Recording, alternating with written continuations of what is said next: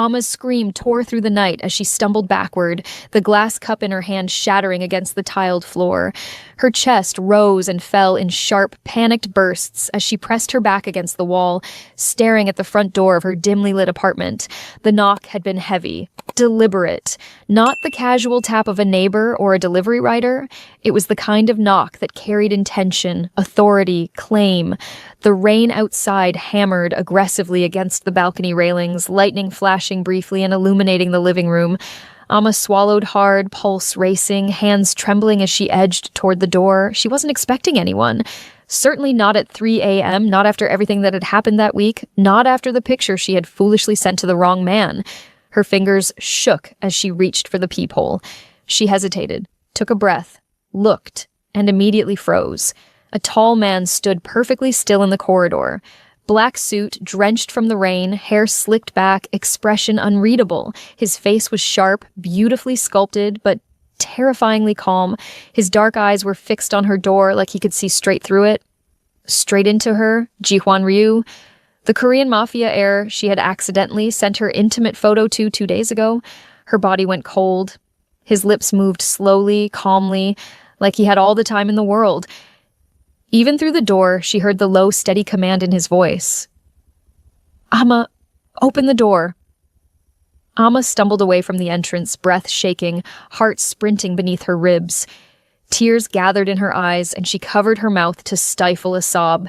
This couldn't be happening. She had blocked him, ignored him, tried to forget his messages, tried to convince herself he wouldn't bother with someone like her, someone small, someone irrelevant. But he came. She squeezed her eyes shut, trying to think, trying to breathe, but her mind spiraled back to the moment everything began, 2 nights earlier, when her life was still normal.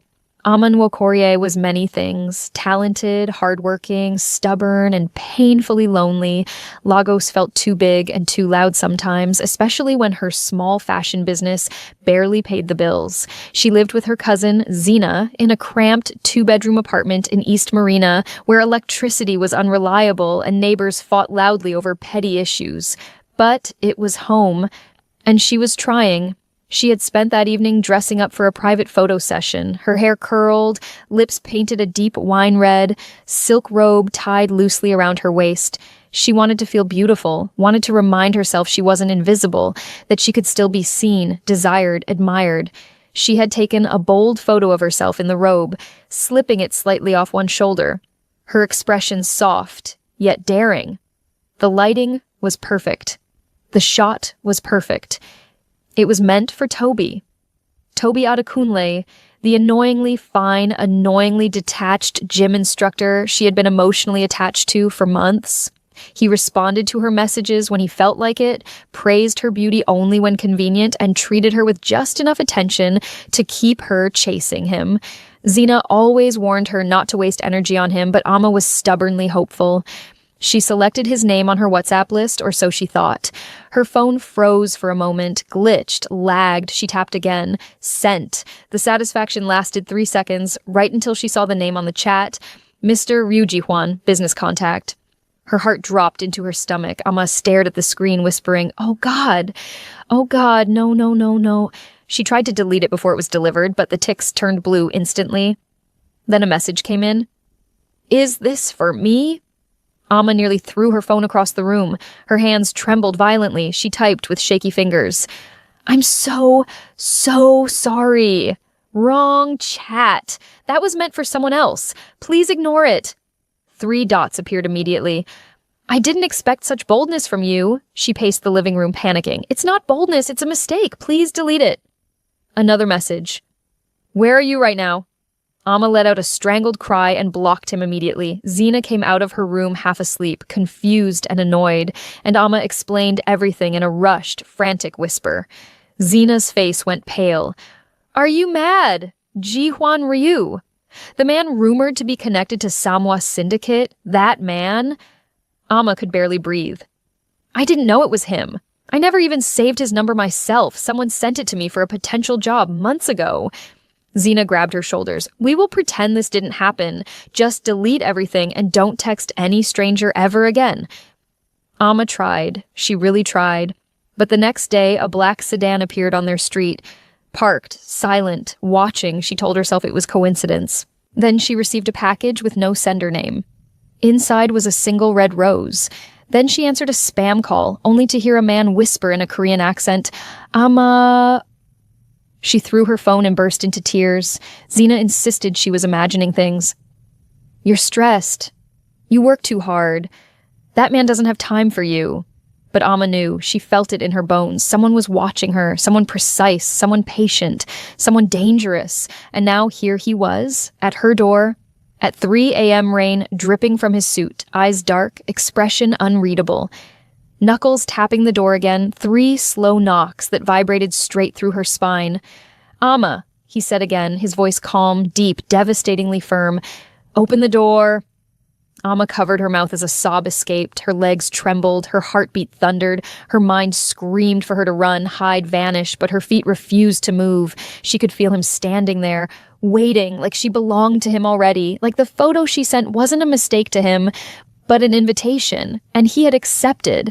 Amma pressed both palms against her ears as if that could silence the thunder outside, silence her heartbeat, silence the reality standing right behind her door. She wanted to scream for Zena, but her voice refused to come out.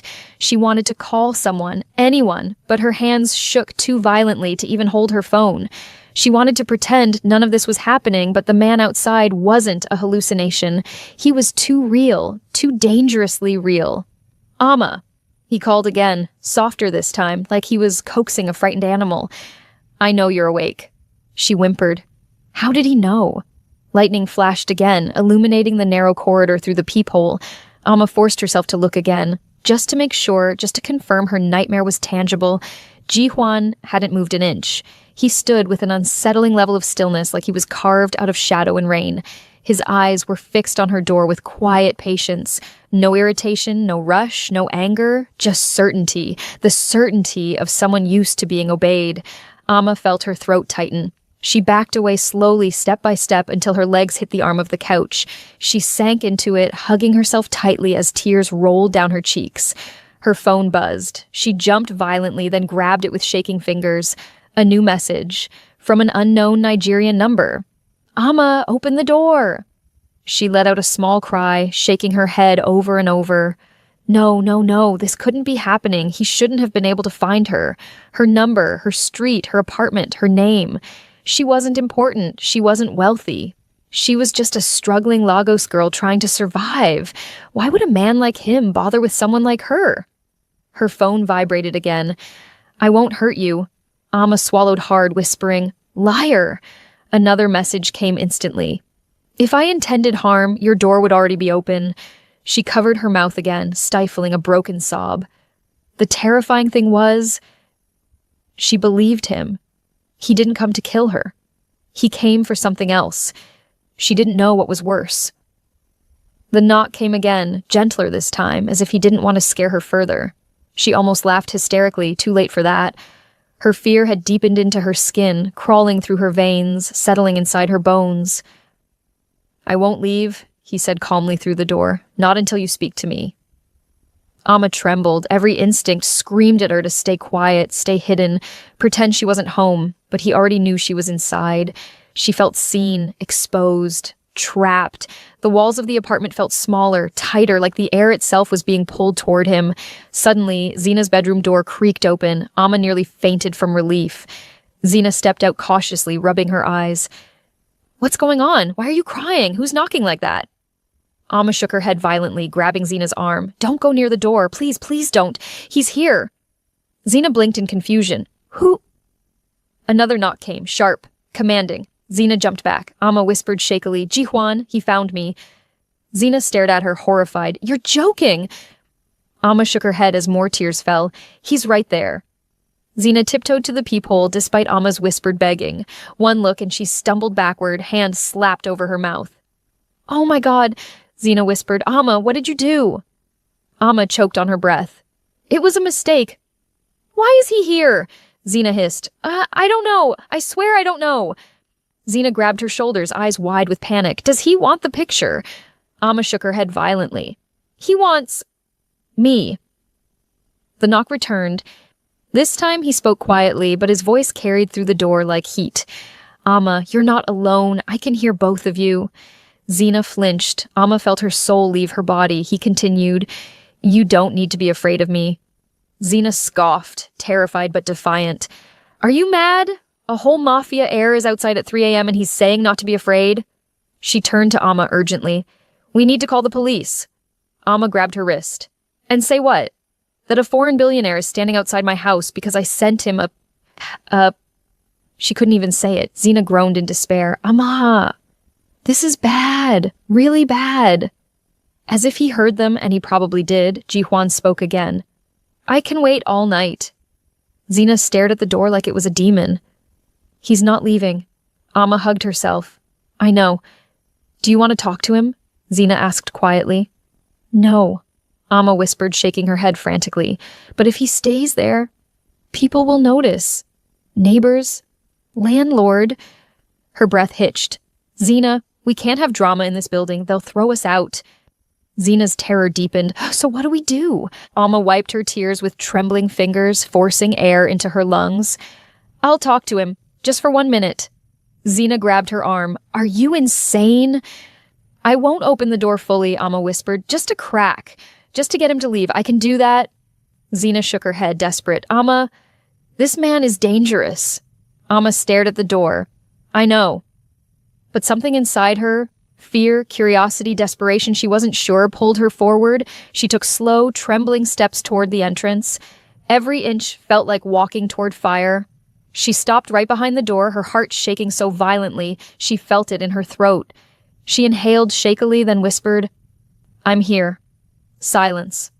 Then his voice, so close it made her flinch. Open the door, Amma. Xena shook her head violently from behind, mouthing, Don't do it.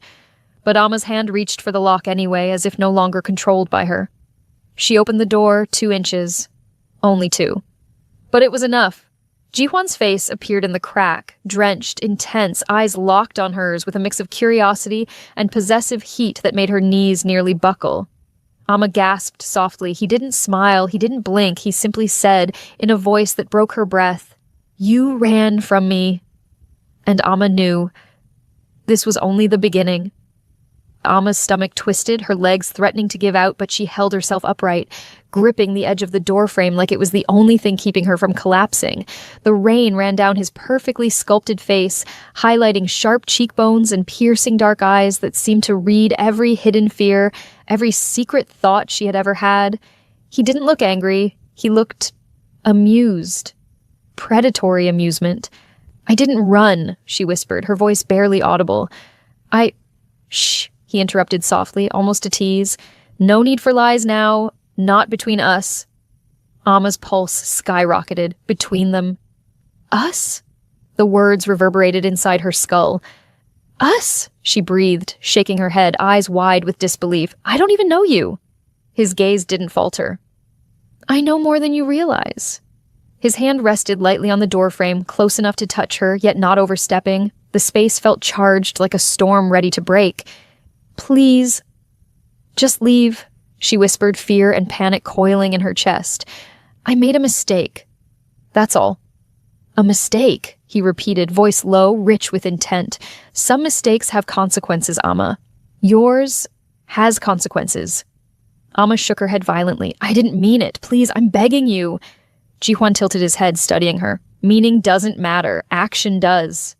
He paused, then whispered, almost cruelly, And you acted. The air between them was electric. Amma's heart thudded in her chest, each beat louder than the last. She was shaking uncontrollably now, tears streaming down her face, rain dripping onto her bare shoulders beneath the thin robe she had hastily wrapped around herself. You don't understand, she gasped, her voice breaking. You're dangerous. I can't. I know, he interrupted again, calm as a predator circling prey. And yet, here you are, talking to me.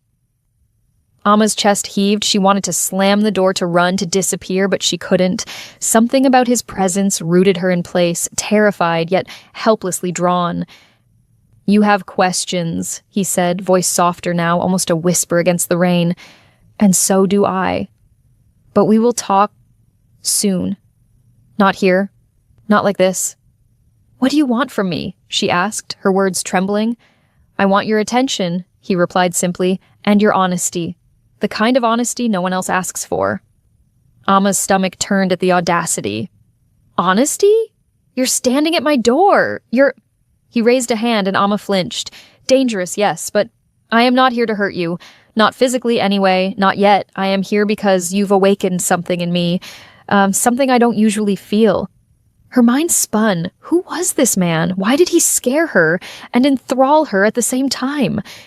Before she could respond, her phone buzzed again. She jumped, glancing at the screen. Another message from an unknown number. I'm waiting. Don't shut the door completely. That's all I ask for now. Amma shook her head. This is insane. I need to leave. I need help. Help? Ji-hwan's eyebrow quirked. You already have it. From me. She swallowed hard. Her pulse was out of control. She didn't understand how a single man could command this much fear and attraction simultaneously. You're dangerous, she whispered, voice hoarse. Do you always get what you want? He smiled faintly, just enough to unsettle her. Sometimes, but I always get what I'm interested in. His eyes held hers, unblinking. And now, I am interested in you. Her knees nearly gave out. She gripped the doorframe harder, leaning into the wall for support. The storm outside raged, the sound of rain hammering against the balcony mixing with the pounding of her own heart. Ji-hwan's voice dropped lower, almost a growl. Do you understand what you've done, Amma? Not just sending that photo, but inviting me into your world, whether you meant to or not. I didn't invite you, she stammered, panic overtaking her body. I didn't even know it was you. He interrupted her, quiet but firm. Intentions are meaningless when consequences follow. Amma's tears fell faster now. I can't handle this. Maybe, he said softly, but you don't have to handle it alone. Not yet. I will guide you, and you will learn the rules. She stared at him, disbelief etched on her face. Rules?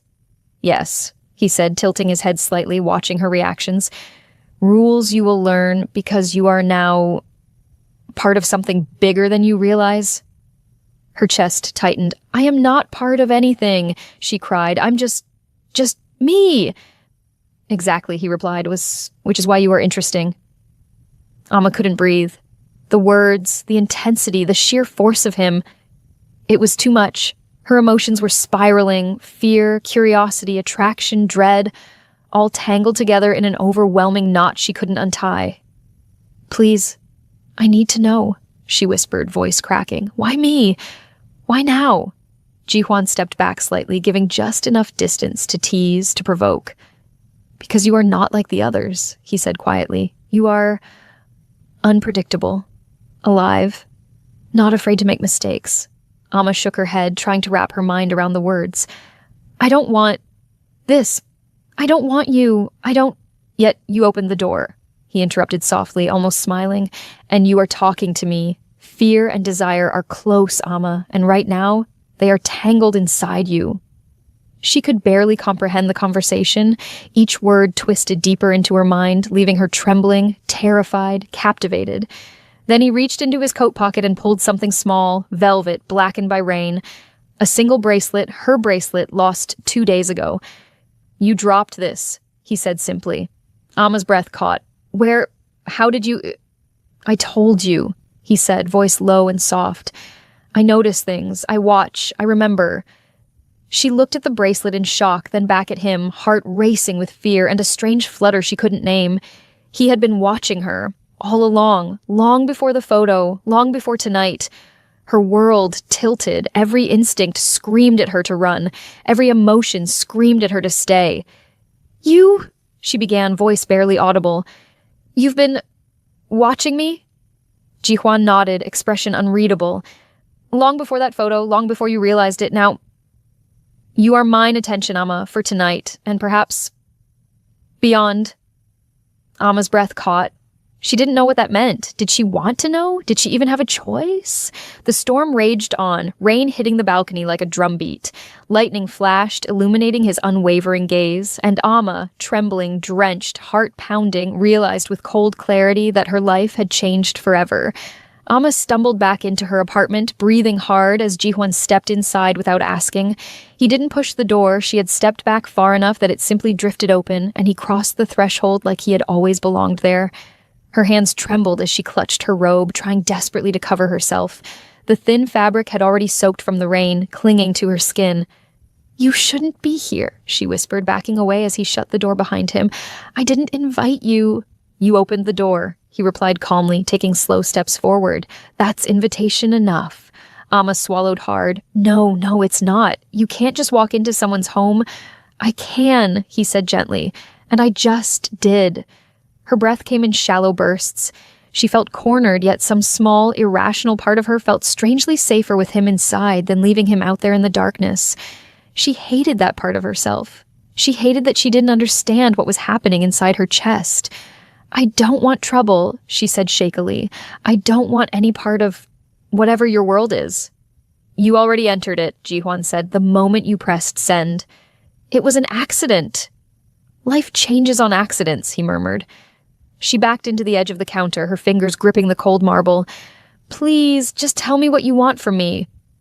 He studied her carefully, his eyes scanning her face with slow precision, like he was memorizing every detail. "Tonight," he said softly, "I only want honesty." Amma's voice cracked. "I am being honest." He moved closer and she stiffened. He didn't touch her, but he tilted his head slightly. "Then why are you trembling?" "Because you're terrifying," she whispered. "And yet," he replied, "you haven't told me to leave." Amma's lips parted, but no sound came out. She wasn't sure she hadn't told him to leave. Had she? Or had she only begged for understanding, for space, for clarity? Her mind was too tangled to know. "Sit," he said, nodding toward the couch. "I'm not—" "Amma," he interrupted, voice still soft but brooking no argument. "Sit." Her legs moved before her mind agreed. She sat slowly, uncertain, clutching her robe. He sat on the armchair opposite her, leaning back casually as if this were a normal conversation between normal people who lived normal lives. "It was just a photo," she said weakly. "People send pictures by mistake all the time. Most people are not me," he replied, "and most women are not you." Amma shook her head. "You keep saying that, like you know me." "I do," he said, "more than you think." She felt a chill slide down her spine. "How? How would you know anything about me? We've never met before tonight." He reached into his coat again, pulling out a folded sheet of paper. He set it on the table between them. Amma stared at it, dread creeping up her throat. "What is that?" she whispered.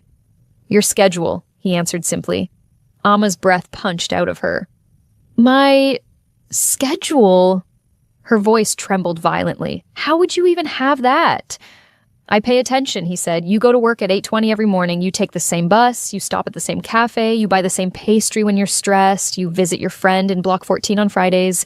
You avoid the alley behind your building after dark because the lights flicker."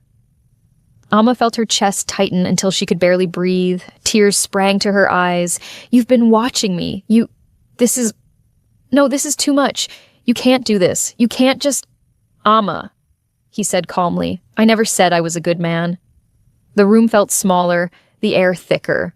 Amma curled her knees up instinctively, putting some barrier between them. "Why?" she whispered. "Why me?" His answer was immediate. "Because you shine in a place full of shadows." She stared at him, stunned. That wasn't the answer she expected. It didn't even sound like him. Or maybe it did. Maybe this was exactly the kind of thing a man like him would say. Beautiful, terrifying, disarming. "You shouldn't say things like that," she whispered. "Why not?" "Because it's confusing. Because it feels wrong." "Does it?" he asked softly. "Or does it feel dangerous because it feels right?" Amma froze, her breath hitched. She didn't want him to see the effect his words had on her, but she knew he already had. I don't want this," she said quietly. "You don't know what this is yet." "Then tell me." He leaned forward, elbows resting on his knees, gaze sharp and unwavering. "This is a moment that could change everything. For both of us." "I didn't choose it," she whispered. "Most people don't choose the things that matter," he replied. Lightning flashed behind him through the window, illuminating the room for a heartbeat. He looked carved from shadow and storm. "What happens now?" Amma asked, barely able to push the words out. He stood slowly and walked toward the door. Her chest loosened with relief, until he turned back and said, "You will come with me tomorrow?" Amma jolted. "What? No, I'm not going anywhere." "You are," he said simply. "I'm giving you tonight to breathe. Tomorrow, we talk. Properly." She shook her head, panic swelling again. "You can't make me." "I'm not making you," he replied. "I'm telling you what will happen. You may refuse, but I don't think you will. Why would I ever go anywhere with you?" He moved closer, close enough that she could feel his presence like heat on her skin. He didn't touch her, but his nearness trapped her breath in her throat.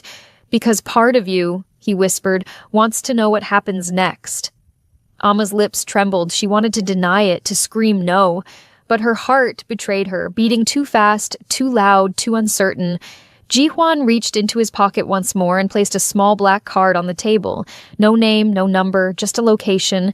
9 p.m., he said quietly. "Wear the bracelet." I never said I'd come."